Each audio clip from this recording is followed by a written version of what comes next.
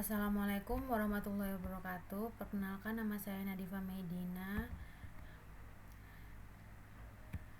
dengan NIM 0904062306. Jadi di sini saya akan membahas mengenai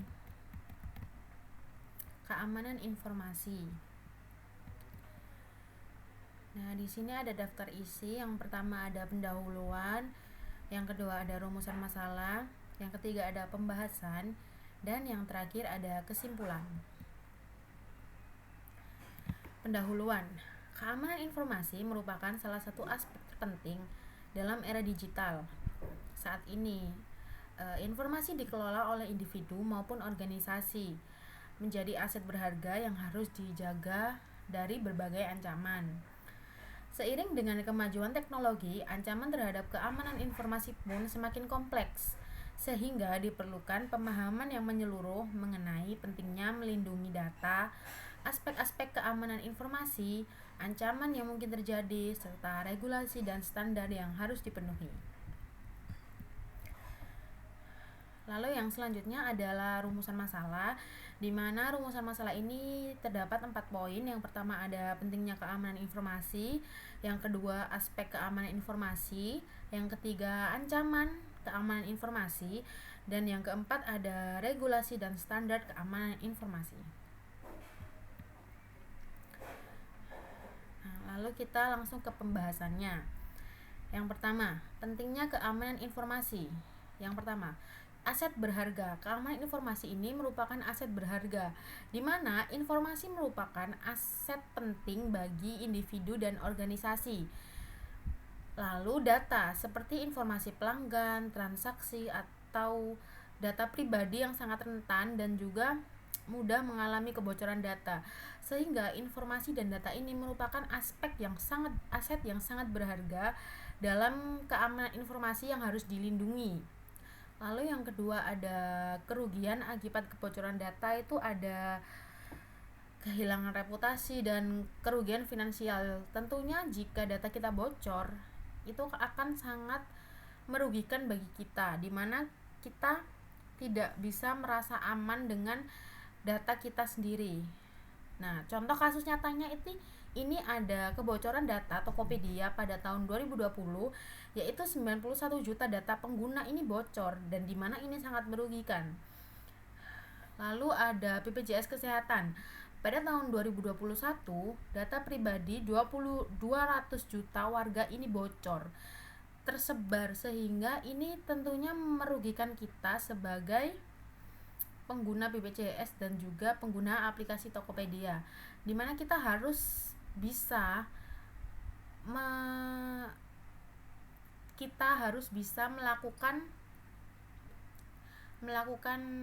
mengamankan data pribadi kita.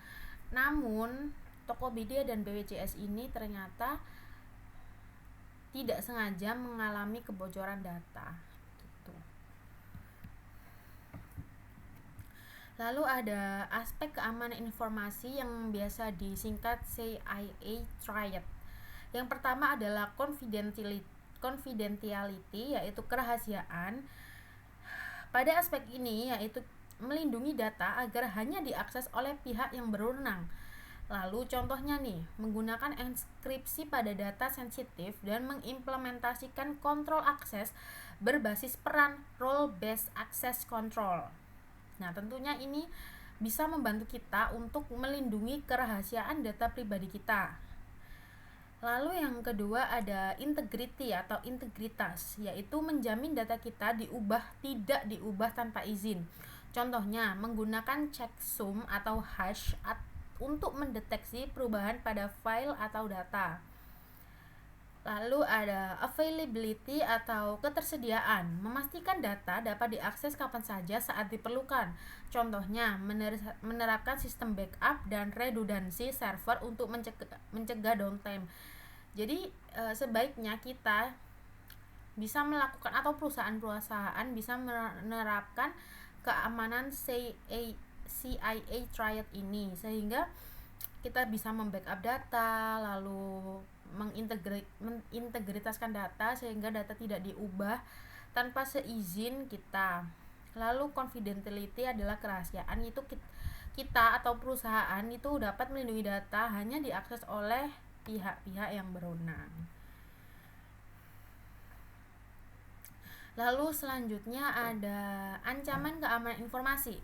Yang pertama ada phishing. Phishing adalah metode penipuan yang bertujuan untuk mencuri informasi pribadi seperti username, password, data kartu kredit. Ini pelaku biasanya sering menggunakan email atau pesan palsu yang menyerupai lembaga resmi untuk mengelabui korban. Nah, biasanya phishing ini pada saat ini contoh kasus nyata phishing ini ada pelaku biasanya menyebarkan undangan-undangan pernikahan di WhatsApp korban yang dituju, sehingga ketika korban membuka pesan itu maka otomatis si pelaku ini dapat mendapatkan informasi mengenai bank atau username ataupun passwordnya, sehingga sebaiknya jika mendapatkan pesan yang tidak dikenal tidak usah dibuka seperti itu. Lalu ada malware. Nah, malware ini adalah perangkat lunak berbahaya yang dirancang untuk merusak, mencuri data, atau mengganggu sistem. Contoh malware meliputi virus, worm, trojan, atau ransomware. Nah, malware ini dapat menyebar melalui email, unduhan, atau perangkat yang terinfeksi. Nah, untuk pencegahan malware sendiri biasanya kita dapat menginstal antivirus dan tidak mengunduh sesuatu di website-website yang tidak terpercaya atau tidak dapat diverifikasi keamanannya, seperti itu. Nah, lalu ancaman keamanan informasi yang ketiga ada DDoS, yaitu Distribute Denial of Service. Nah, DDoS ini adalah serangan yang bertujuan untuk melumpuhkan layanan online dengan membanjiri server target dengan lalu lintas yang berlebihan. Akibatnya, layanan menjadi tidak dapat diakses oleh pengguna sah. Contoh DDoS ini biasanya dapat dilihat di aktivitas di PC. Biasanya itu bisa melihat kalau misalnya ada pergerakan-pergerakan yang mencurigakan, itu berarti mungkin laptop kita terkena DDoS. Nah, lalu ada dampaknya.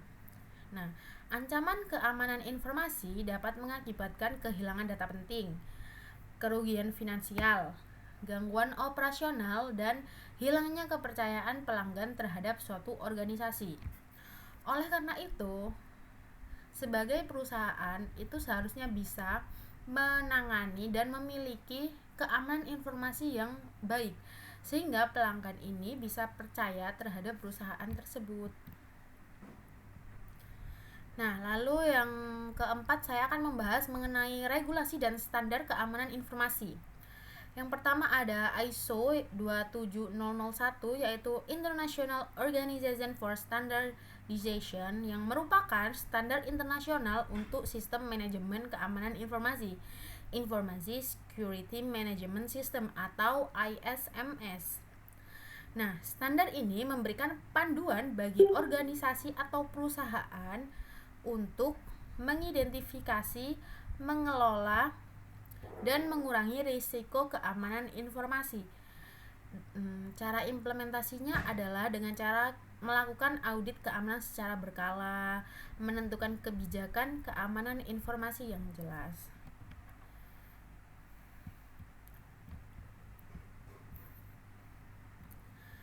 Lalu ada GDPR, yaitu General Data Protection Regulation. Nah, regulasi perlindungan data pribadi yang diterapkan di Uni Eropa ini, GDPR itu memastikan bahwa organisasi melindungi data pribadi individu dan memberdayakan pengguna untuk mengontrol informasi mereka sendiri. Nah, hak pengguna di GDPR ini salah satunya adalah hak untuk mengakses data mereka, hak untuk meminta penghapusan data, hak untuk mengetahui bagaimana data digunakan, dan kegagalan mematuhi GDPR dapat mengakibatkan denda hingga 4% dari pendapatan tahunan global perusahaan. Nah, untuk GDPR ini di mana sebagai user ini bisa mendapatkan 3 hak di atas tadi, yaitu mengakses, meminta penghapusan data, lalu mengetahui bagaimana data mereka itu digunakan. Nah, lalu ada UU ITE, yaitu Undang-Undang Informasi dan Transaksi Elektronik Indonesia, di mana UU ITE nomor 11 tahun 2008 ini mengatur penggunaan teknologi informasi dan transaksi elektronik di Indonesia, memberikan landasan hukum untuk melindungi data pribadi dan menangani kejahatan cyber seperti peretasan, phishing,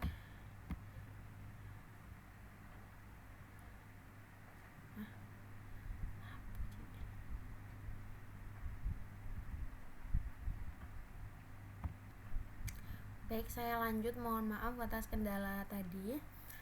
Lalu yang selanjutnya adalah UU ITE, yaitu di mana UU ITE ini memberikan landasan hukum untuk melindungi data pribadi dan menangani kejahatan cyber seperti peretasan, phishing, dan penyebaran malware. Nah, poin penting di sini adalah UU ITE ini mengatur sanksi pidana terhadap pelanggaran keamanan informasi dan menjamin perlindungan data individu di ranah digital.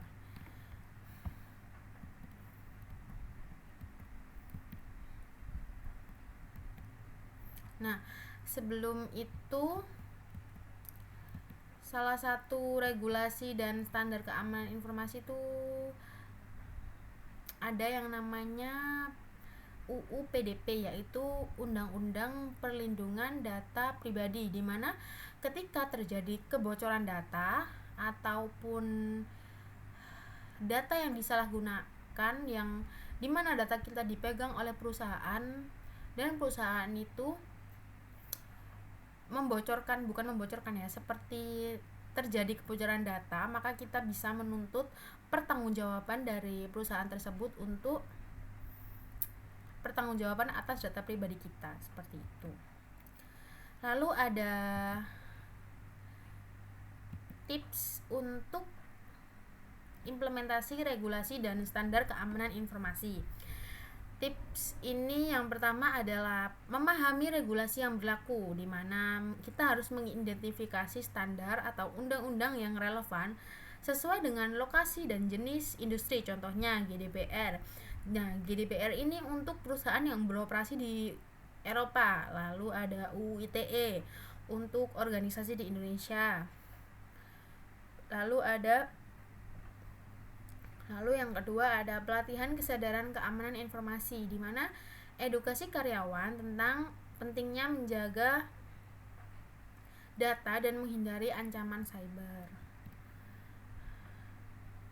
Lalu ada yang ketiga ada audit dan kepatuhan, di mana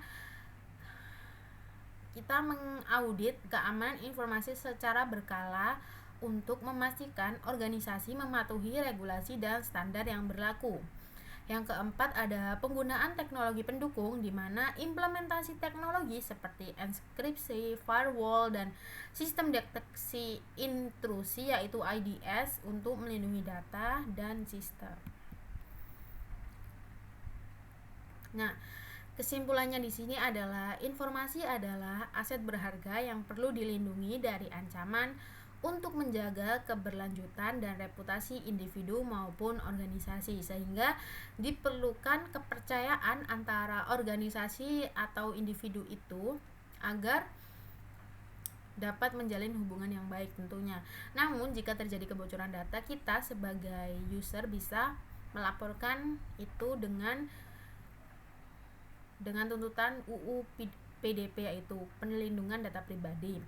Lalu yang kedua ada confidentiality, ya, integrity, dan availability atau CIA triad adalah fondasi utama dalam memastikan keamanan data yang efektif. Lalu yang ketiga, ancaman seperti phishing, malware, dan DDoS terus berkembang, sehingga diperlukan langkah-langkah proaktif untuk melindungi sistem dan data. Yang keempat, Regulasi seperti GDPR, UITE, dan standar internasional seperti ISO 20001 itu memberikan pedoman yang jelas untuk menjaga keamanan informasi secara menyeluruh. Lalu yang kelima, meningkatkan kesadaran tentang keamanan informasi dan menerapkan teknologi pendukung seperti enkripsi dan firewall adalah langkah kunci untuk mencegah pelanggaran keamanan. Nah, sekian dari saya, kurang lebihnya mohon maaf. Wassalamualaikum warahmatullahi wabarakatuh.